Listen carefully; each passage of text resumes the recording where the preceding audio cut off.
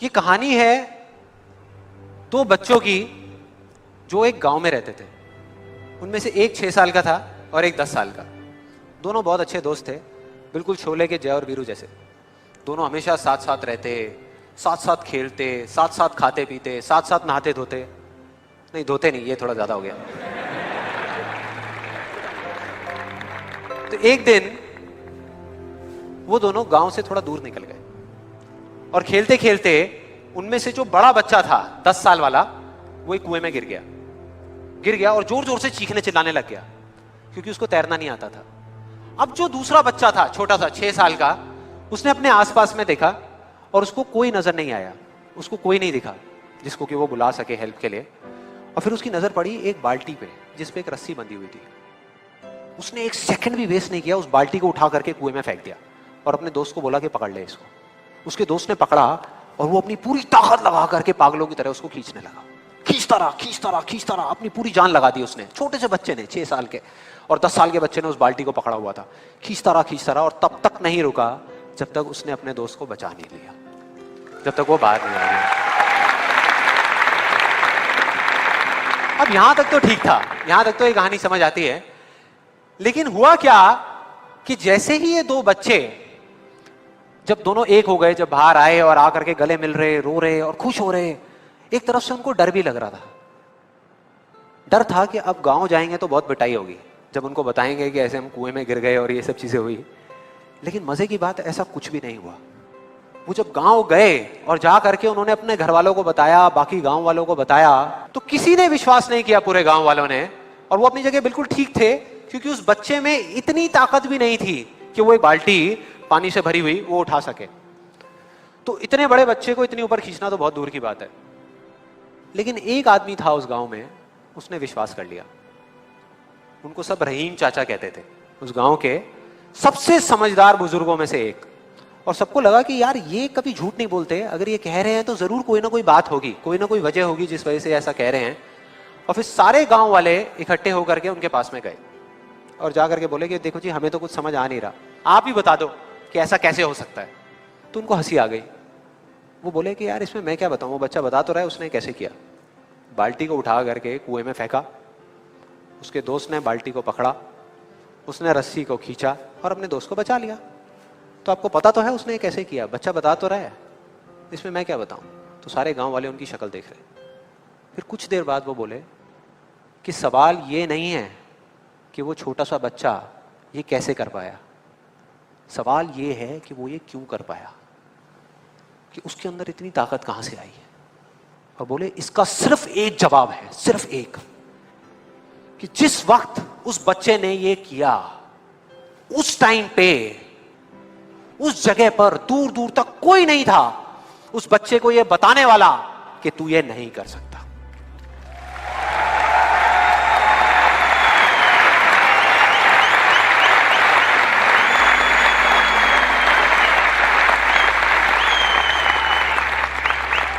बोले कोई नहीं था, कोई नहीं, यहां तक कि वो खुद भी नहीं, वो खुद भी नहीं।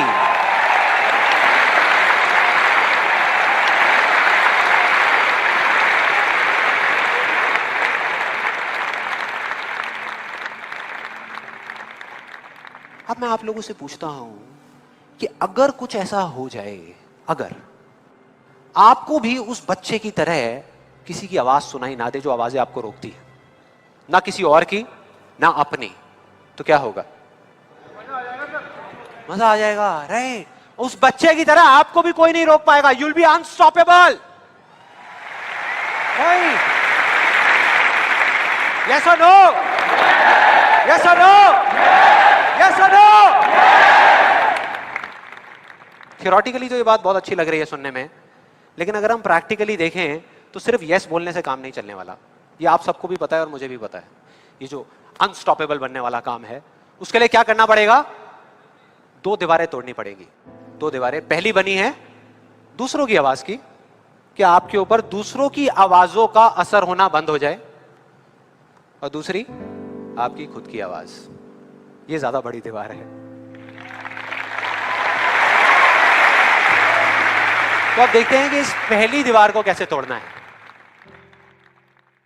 उस कहानी में उस बच्चे के आसपास में कोई नहीं था उसको रोकने वाला, लेकिन क्या रियल लाइफ में ऐसा होता है? यस और नो? नो। क्या होता है कि हम एक काम करने की सोचते हैं, करना शुरू भी नहीं करते, सिर्फ सोचते हैं कि हमको ये काम करना है, और सामने से 4 लोग आ जाते हैं रोकने के लिए। 4 लोग आ जाते हैं तरह तरह की बातें करने के लिए कि ये नहीं हो सकता। अरे बड़ा इम्प्रैक्टिकल सा आइडिया है। जब कोई नहीं कर पाए तो तू क्या करेगा? होता है ऐसा? कितने लोगों के साथ ऐसा हुआ है? सबके साथ हुआ है और होता रहता है। और मेरे साथ तो पता नहीं कितनी बार हुआ है। किसी के साथ कुछ ज्यादा ही हुआ है लगता है। लगता है उनको राह चलते भी, मेट्रो में भी कोई मिलता है, अबे तू नहीं कर पाएगा चल।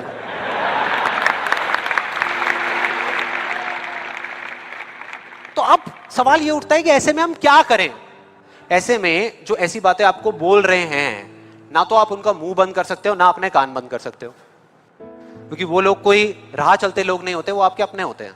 आपके अपने फ्रेंड्स हैं, रिलेटिव्स हैं, आपके घर में हैं, आपके ऑफिस में हैं। तो मैं आपको ये नहीं बोल सकता कि आप क्या करो ऐसी सिचुएशन में, लेकिन मैं ये बता सकता हूं कि मैं क्या करता था। जैसे ही कोई बोलता था मेरे को, या आज भी अगर बोलता है कि ये नहीं हो सकता या तू ये नहीं कर सकता, तो मैं ना चुप रहता हूं, ना उनसे लड़ता हूं। मैं सिर्फ एक वर्ड में उनसे एक सिंपल सा क्वेश्चन पूछता हूं, एक वर्ड में, क्यों? क्यों नहीं कर सकता? क्यों नहीं हो सकता? और जैसे ही मैं ये करता हूं उसके बाद बहुत मजा आता है। आप कभी करके देखना, बहुत मजा आएगा। 90% लोग ऐसे मिलेंगे आपको जिनके पास में इस क्यों का जवाब ही नहीं होगा। जवाब ही नहीं होगा। नहीं, वो सोच में पड़ जाते हैं। जैसे मैं पूछता ना क्यों, हाँ क्या, क्यों, ये कैसा सवाल है? तो ये है वो 90% लोग जिनके पास में कोई जवाब ही नहीं होता, या होता भी है तो वो इतना फनी होता है कि आप चाह करके भी अपने आप को हंसने से नहीं रोक पाओगे। जैसे एक बार मेरे साथ हुआ था, जब मैं करीबन आई थिंक 18 साल का था और मैंने नया नया फोटोग्राफी का कोर्स किया था। तो हमारे घर में एक छोटा सा फंक्शन चल रहा था और वहां पर मैं अपनी मदर के साथ और फादर के साथ में खड़ा हुआ कुछ बातें कर रहा था। इतनी देर में एक सामने से आंटी आई और आकर के बोली, संदीप। हाँ जी आंटी। बेटे क्या नया चक्कर चल रहा है तेरा आजकल? मैं डर गया। मैं मन ही मन सोच रहा, मैंने कहा इनको कैसे पता लगा मेरे नए अफेयर के बारे में? कहीं और ही चला गया। फिर मैंने उनको देखा और डरते डरते उनसे मैंने कहा कि भाई आंटी जी क्या मतलब, मैं कुछ समझा नहीं, कौन सा चक्कर, क्या क्या कौन सा? तो आंटी ने बोला, कहते क्यों तू ये फोटोग्राफी नहीं कर रहा आजकल? ये फोटोग्राफी का कोर्स नहीं किया तूने? तो उन्होंने बोला मेरी थोड़ी सी जान में जान आई। मैंने कहा अच्छा, फोटोग्राफी की बात हो रही थी। फिर उन्होंने बोला, बेटा अगर तू बुरा ना माने तो एक बात कहूं। मैंने कहा नहीं नहीं आंटी बोलिए ना। बेटे मेरी अगर तू माने ना, तो ये जो तू फोटोग्राफी के चक्करों में पड़ा है ना, ये सब बेकार की चीजें हैं। इससे अच्छा ये है कि तू कोई और ढंग का काम कर ले या अपनी पढ़ाई लिखाई में ध्यान दे। मैंने वही किया जो मैं हमेशा करता था। मैंने कहा क्यों आंटी जी, आपको ऐसा क्यों लगता है कि मेरा फोटोग्राफी में कुछ नहीं हो सकता, ये फोटोग्राफी बेकार की चीज़ क्यों है? तो उन्होंने जवाब दिया कि मेरी बहन का बेटा भी गया था बॉम्बे यही सब करने के लिए जो तू कर रहा है, और उसको 4 साल हो गए धक्के खा रहा है, उसका कुछ नहीं हुआ अभी तक। मैंने फिर सुना, फिर मैंने दोबारा से वही क्यों को ले आकर के चिपका दिया। मैंने उनसे पूछा लेकिन आंटी मेरे को कुछ समझ नहीं आया कि अगर वो कुछ नहीं कर पाया तो मैं कुछ क्यों नहीं कर पाऊंगा? सीधा सा क्वेश्चन है यार।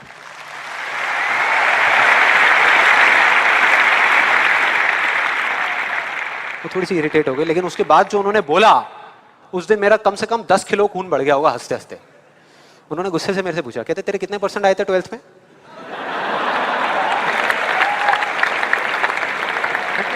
मतलब फोटोग्राफी से इसका कोई कनेक्शन नहीं है दूर दूर तक, लेकिन उनका ये सवाल था कितने % आए थे तेरे 12th में? मैंने कहा जी 85% आए थे आंटी। फिर उन्होंने एक अजीब सा एक्सप्रेशन दिया, मेरे को ऐसे देखा जैसे कि मेरे से बड़ा बेवकूफ इस पूरी दुनिया में कोई नहीं है, और बोली उसके 92% आए थे।